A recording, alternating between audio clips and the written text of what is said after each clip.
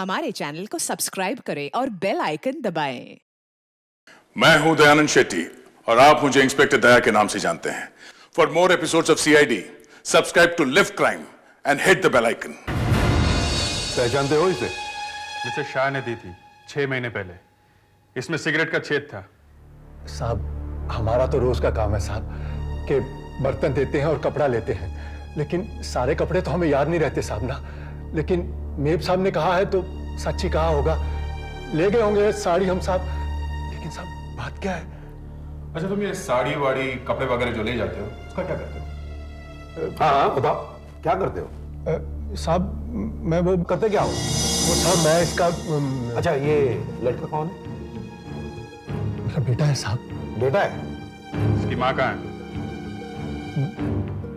वो अब नहीं साहब। नहीं रही? क्यों, क्या हुआ उसे? क्या हुआ तुम्हारे बेटे? देखो, साड़ी के इस टुकड़े में हमें एक औरत का हाथ मिला है, कटा हुआ, समझे? कटा हुआ हाथ साड़ी में? लेकिन साहब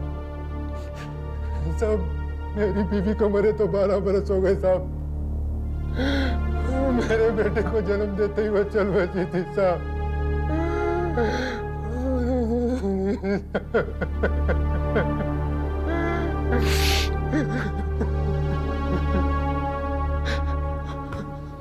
सॉरी, लो पानी पीजिए।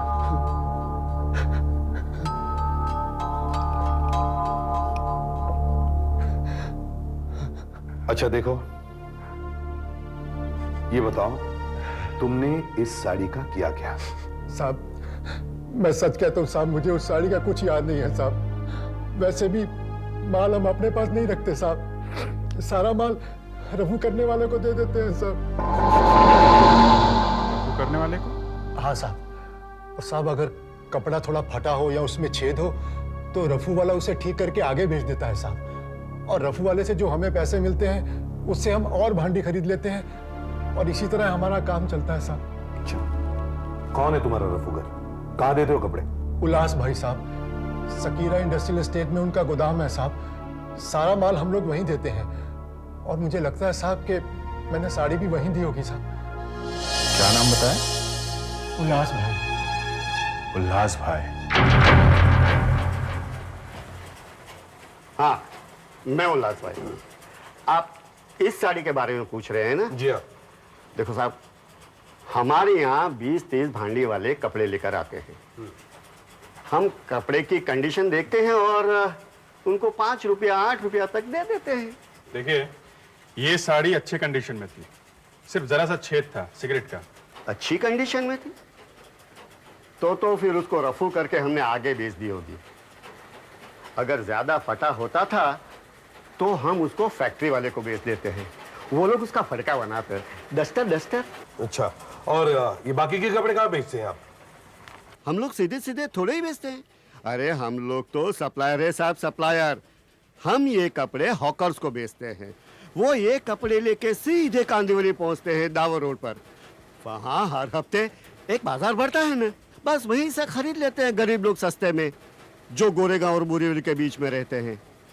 इसका मतलब है साड़ी दावर रोड से किसी के घर पहुंची, वहां उसके टुकड़े हुए और एक टुकड़े में वो कटा हुआ हाथ लपेटा गया। मैंने आपको दिखाया था ना कि इस हाथ की उंगलियों में नेल पॉलिश लगी हुई।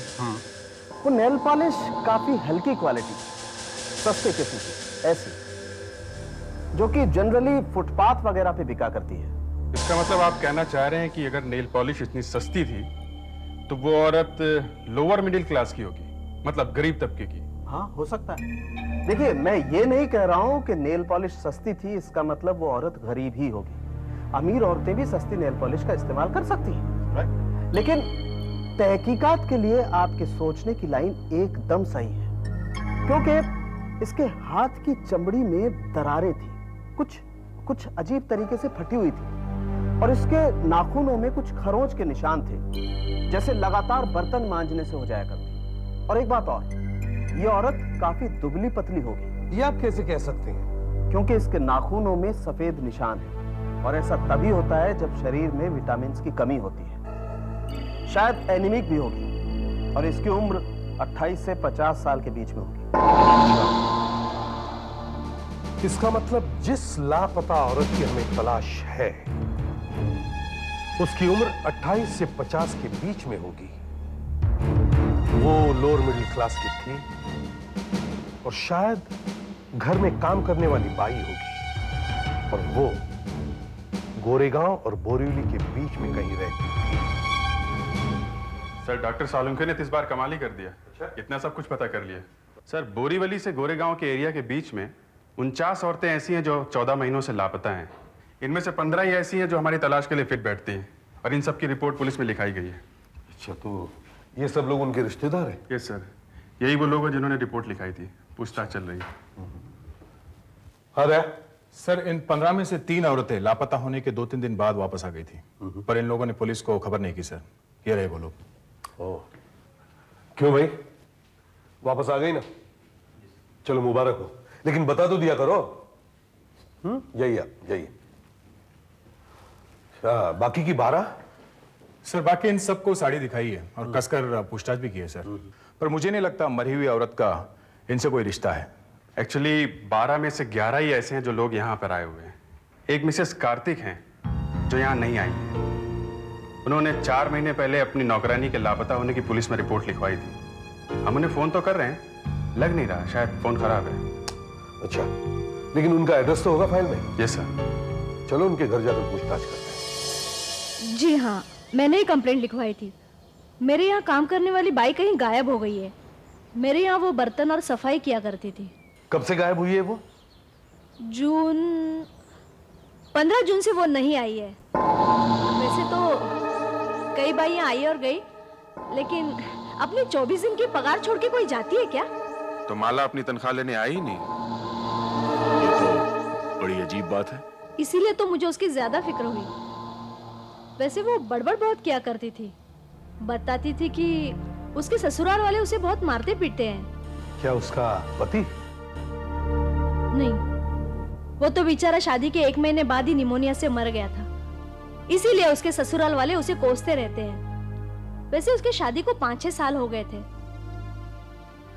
पति के मरने के बाद क्या वो ससुराल में ही रहती थी? जी।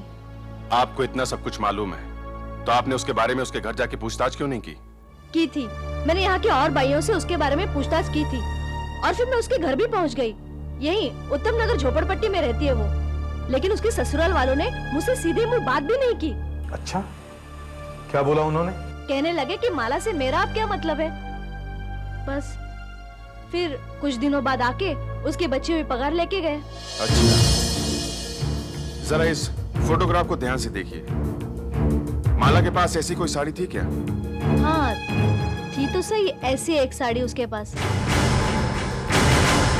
अच्छा, क्या वो नेल पॉलिश लगाती थी?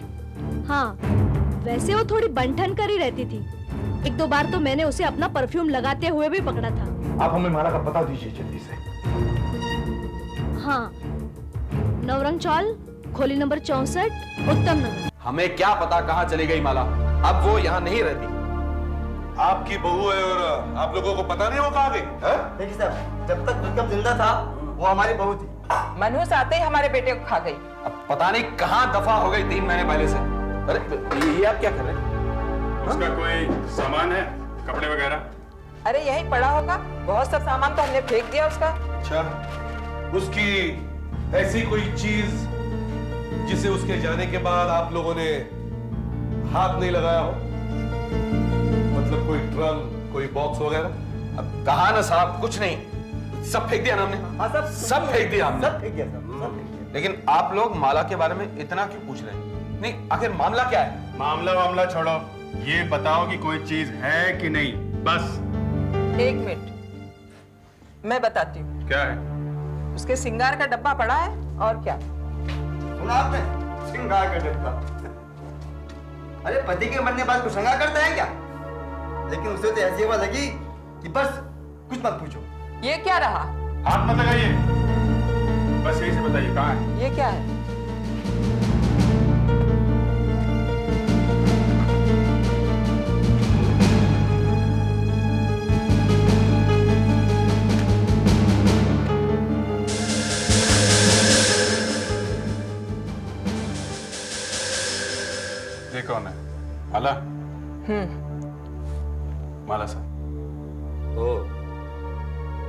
इसे हम ले जाते हैं, इसे हम ले जाते हैं। और दया, इनको भी ब्यूरो ले चलो। अरे लेकिन हमने क्या किया? अरे लेकिन हमने क्या किया साहब? अच्छा, एक मिनट, कपड़े तो पहनने दो। हाँ पहन। ये बात गलत है। चुपचाप चलो।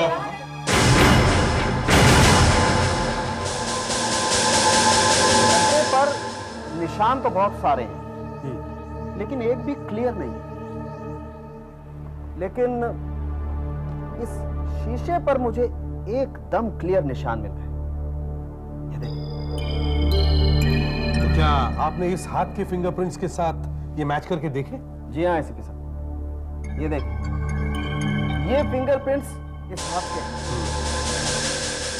और ये फिंगरप्रिंट्स इस शीशे से निकाले, दोनों एकदम मैच करते हैं। तो इसका मतलब है ये हाथ इसी लड़की का है। दया, उन दोनों को अंदर ले आओ। ये आप हमें कहाँ ले आए? हमें कहाँ ले आए? नहीं, लेकिन अब हमने किया क्या साहब? लेकिन आइए आइए आइए। इधर आइए, यहाँ खड़े हुए। साहब हमें क्यों बुलाया यहाँ? हमने ऐसे क्या किया साहब? और ये कटा हुआ हाथ साहब। देखिए, घबराइए मत, हमें एक छोटी सी जांच करनी है आपके खून की और चमड़ी की, बस। चमड़ी की जान लेकिन साहब। हाँ बस, ये साहब हमने तो ऐसा कर... थोड़ी सी चमड़ी लेनी है। ये साहब क्या कुछ कर नहीं रहे हैं होगा, साहब? बस थोड़ी सी।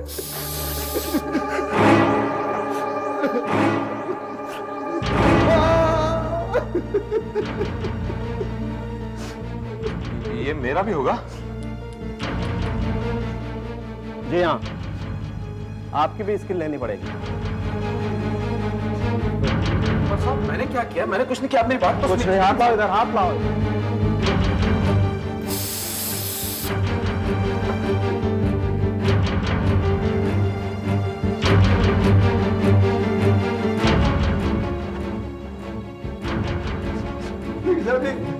किस लिए?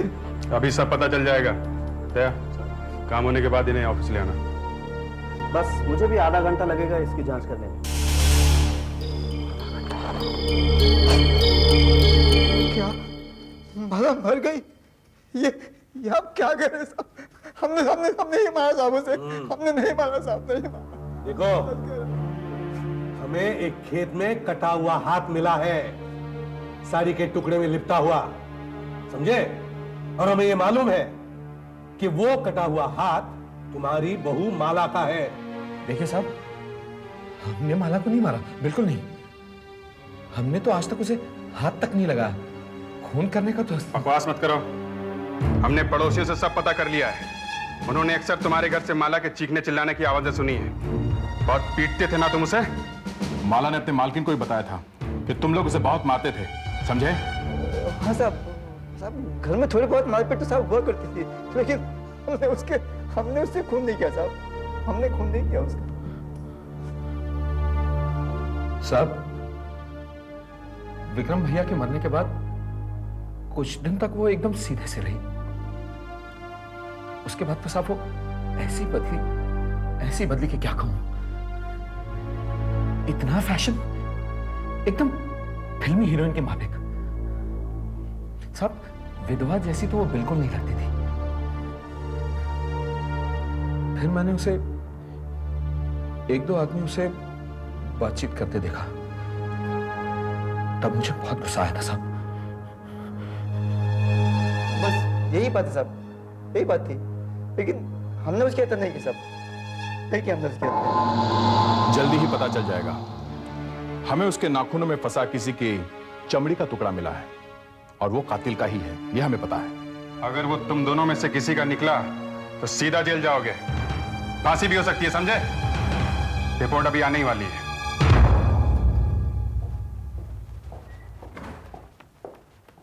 हाँ डॉक्टर साहब, कुछ मिला आपको? एसीपी साहब, इन दोनों में से किसी की भी ना तो चमड़ी मैच होती है ना ही ब्लड ग्रुप। इन दोनों का ब्लड ग्रुप है BRH नेगेटिव, जबकि खूनी का ब्लड ग्रुप है A पॉजिटिव। माला ने जिस आदमी को खरोंचा है वो इन दोनों में से कोई नहीं हो सकता। तेरा लाख लाख शुक्र है भगवान। हमने आपसे साहब पहले ही कहा था कि हम बेकसूर हैं। अच्छा ये बताओ, तुमने माला को किससे बात करते हुए देखा है? कौन है वो? कहाँ रहता है, सब कुछ बताओ। साहब मैंने उसे रामू नाम के आदमी के साथ 3 बार खूब हंस हंस कर बातें करते हुए देखा है साहब।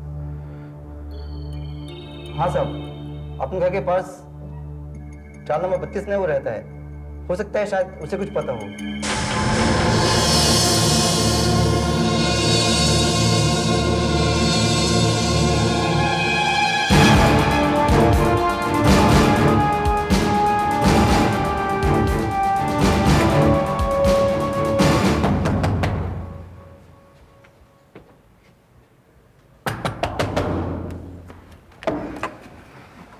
रामू तो ये हाँ मैं ही रामू। क्या चाहिए? कौन है आप लोग? माला के बारे में क्या जानते हो? कौन माला? मैं किसी माला को नहीं जानता। झूठ में बोल रहा है? नवरंग चाल वाली माला जिसके साथ तू बात करता था, सब लोगों ने देखा है। माला?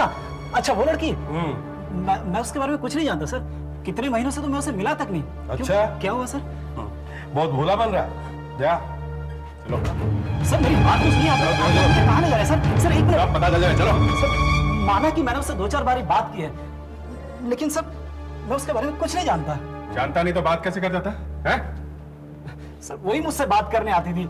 वो जब भी आती थी वीरू के बारे में पूछती थी, कहाँ है वो, कब आएगा वो। इससे ज्यादा मैं कुछ नहीं जानता उसके बारे में सर। ये वीरू कौन है? मेरा भाई है सर। कहाँ है वो?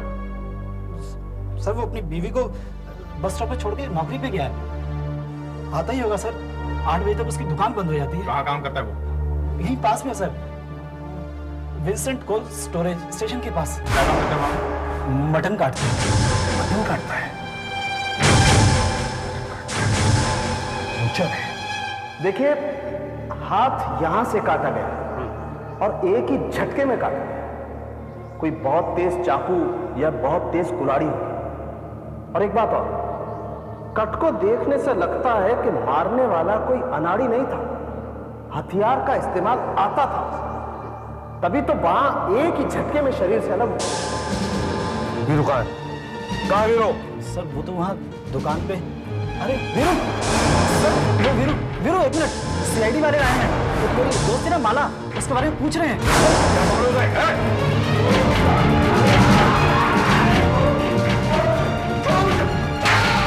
क्यों मारा तुमने माला को? माला से नहीं मारा। क्यों मारा? नहीं मारा। हमें देखकर भागे क्यों वहां से तुम? मैं डर गया था साहब। बस मत कर, चुप। उस दिन माला ने नीली साड़ी पहनी थी ना? वही साड़ी जो तुमने उसे खरीद कर दी थी कांदिवली से। और फिर तुमने उसके शरीर के टुकड़ों को उसी साड़ी में लपेट दिया।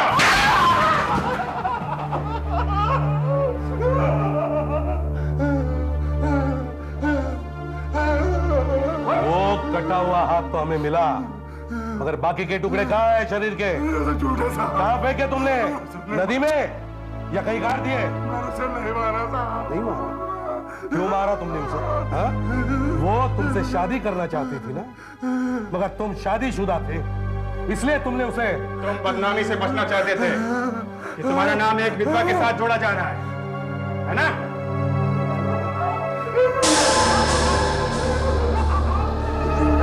ये रहा, ये देखो, ऐसे ही दफनाया था ना तुमने उसे। मरने के बाद भी यह हाथ तुम्हारी तरफ इशारा करके बता रहा है, कह रहा है कि तुम ही माला के कातिल हो, तुमने ही माला का खून किया है। अब मान भी लो कि तुमने ही माला को मारा है। मैं मानता हूँ साहब, मैंने खून किया साहब। साहब मैं तो उससे मजाक में मिल लेता था साहब, पर वो तो मेरे गले पड़ गई थी साहब। मैं भला उससे शादी कैसे कर सकता था? मेरी शादी तो हो चुकी है, और फिर उस रात अचानक वो मेरी दुकान पर आ गई, अपना घर बार सब कुछ छोड़कर मेरे साथ रहने हमेशा के लिए। मैं उसे कहा था साहब, मैं डर गया था साहब। मैंने सोचा कि क्यों न इस सिरदर्द को हमेशा के लिए खत्म कर दूं। मैंने अपना मटन काटने का छुरा उठाया और मार डाला। एसीपी साहब, स्किन टेस्ट और ब्लड रिपोर्ट लाया हूं। माला के नाखूनों में जो चमड़ी का टुकड़ा था वो इस आदमी की चमड़ी से मैच करता है, और इसका ब्लड ग्रुप भी सेम। यही आदमी खूनी है एसीपी साहब। डॉक्टर साहब पता है, इसने अपना जुर्म कबूल कर लिया है। वीरू, माला को बेरहमी से कत्ल करने के जुर्म में मैं तुम्हें गिरफ्तार करता हूं। देखो, मरने के बाद भी माला का हाथ तुम्हारी तरफ इशारा कर रहा है। वो कह रहा है कि तुम ही उसके कातिल हो। For more updates, subscribe to our channel, click the show links and enjoy watching the videos.